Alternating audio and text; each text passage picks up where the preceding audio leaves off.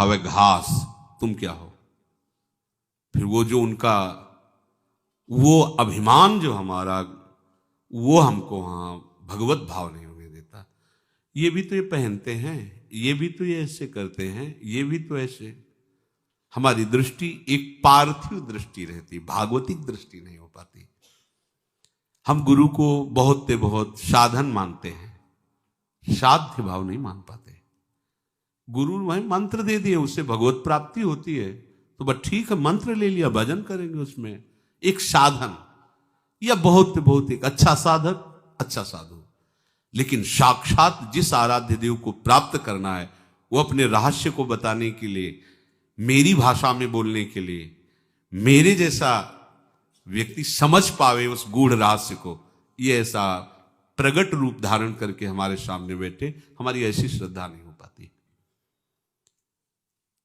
ध्यान मूलम गुरु मूर्ति, पूजा मूलम गुरु पदम, मंत्र मूलम गुरु वाक्यम, मोक्ष मूलम गुरु कृपा। प्रभु का रूप या सदगुरुदेव का रूप, उसको बार बार देखना, बार बार, इससे मन अधीन हो जाता है। प्रभु देख रहे हैं ना आपकी चेष्टा, कि आप अपने मन को लगाना चाहते, तो आपके उस अभ्यास से नहीं हुआ, उनकी कृपा कोर से हो गया। अभ्यास की पुष्टता वैराग्य से होगी। दो बातें भगवान ने कही, अभ्यास च वैराग्य। वैराग्य किसे कहते हैं? भोगों में किंचन मात्र राग ना रह जाना, इसे वैराग्य कहते हैं। पूरे इंद्रियजन्य भोगों के संयोग में सुख भाव ना रह जाना। अभी क्या होता है कि हमारे लिए ये ठीक नहीं है करना, पर अंदर से सुख बुद्धि रहती है, इसे वैराग्य नहीं कहते। अंदर से उसके प्रति सुख भाव खत्म हो जाना। मन उतना ही तुम्हारा निर्मल और प्रभु में स्थिर होने लगेगा जितना ये भोगों से राग रहित होगा। संसार का राग सर्वथा हटने पर मन प्रभु का चिंतन स्वाभाविक करने लगता है। पुराने संस्कारों के कारण मन में जब स्फुरना आए, तो उससे न राग करो न द्वेष करो, उदासीन हो जाओ। सुनो ही मती मन की बात, वो गंदी बातें फेंक रहा है, संसार की बातें फेंक रहा है, हमें नहीं सुनना, उपेक्षा कर दो, उदासीन हो जाओ। वो जब देखेगा कि आप उसकी बात नहीं सुन रहे, तो स्फुरना ही मिट जाएगी। वैराग्य और अभ्यास, मन तुम्हारे अधीन हो जाएगा। देखो, विचार करो, संसार प्रतिक्षण बदल रहा है, प्रभु कभी बदलने वाले नहीं।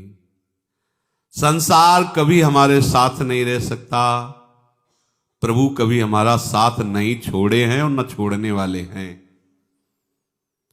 पुरंजनोपाख्यान में भागवत में आता है कि जब पुरंजनी पर बहुत आसक्त हो गया, तो अगला जन्म स्त्री का हुआ, और फिर उसके ब्याह हुए, तो जब पति युद्ध में मारा गया, तो उसमें वो बहुत विलाप कर रही थी। तो भगवान प्रकट हुए और कहा कि तुम जानते नहीं हो, तुम स्त्री नहीं हो, तुम पहले पुरंजन थे, स्त्री में आसक्त हुए तो तुम स्त्री बन गए आकर। हम तुम्हारे सखा हैं, और जब जब तुम जन्म लेते हो तब तब मैं तुम्हारे साथ रहता हूं, पर मैं प्रकट नहीं होता, मैं तुम्हें प्रतिपल देखता रहता हूं, क्योंकि मैं तुम्हारा सखा हूं। हमारा परिचय है अविज्ञात सखा, पुरंजनोपाख्यान में आता है, अविज्ञात सखा, जिसको तुम जानते नहीं हो, पर मैं तुम्हारा सखा हूं, मित्र हूं।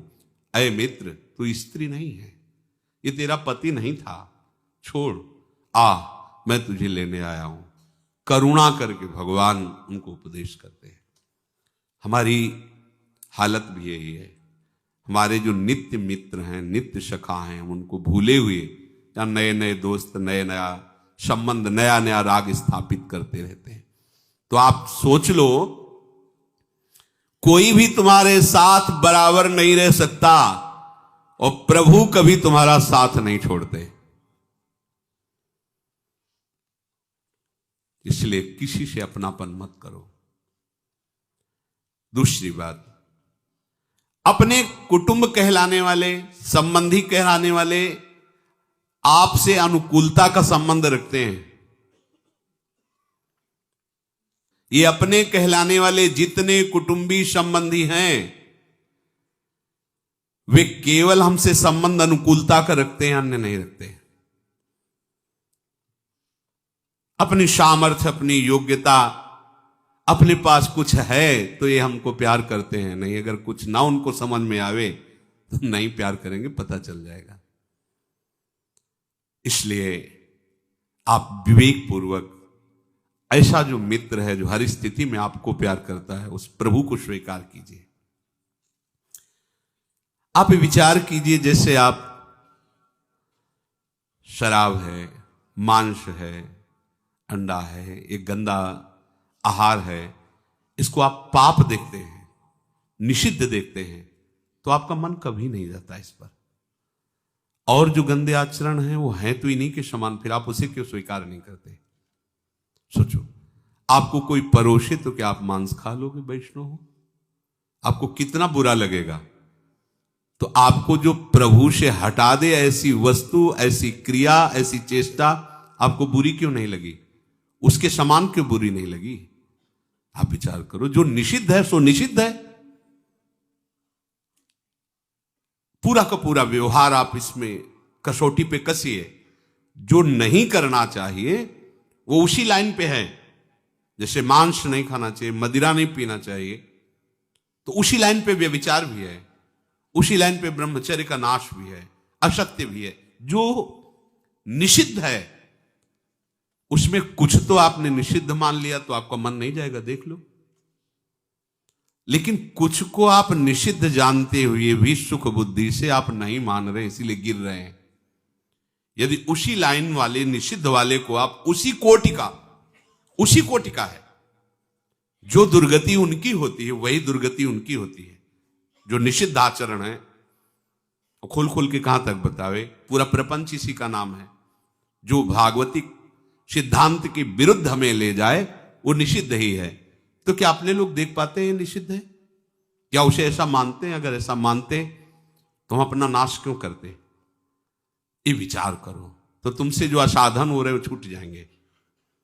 जैसे कोई हमको कितनी भी मित्रता के दबाव में आकर शराब नहीं पिला सकता, मांस नहीं खवा सकता, ऐसे ही कोई कितना भी मित्र हमसे गंदे आचरण नहीं करा सकता, प्रभु का स्मरण नहीं छुड़ा सकता। ये कब हो सकता है? जब उनको आप उसी बुराई को उसी बराबर लेवल से देखिए। पर हम कुछ को तो देखते हैं कि बुरा है, हमें नहीं करना, कुछ को बुरा जानते भी हैं, हल्का सा मानते भी हैं, पर अंदर से सुख बुद्धि करके उसमें हम रमण करते हैं। चाहे स्वयं से चेष्टा हो, चाहे दूसरे के संग से चेष्टा हो। कई ऐसी बुराइयां हैं जिनको हम उस तरह से उस पंक्ति में नहीं रख पा रहे हैं।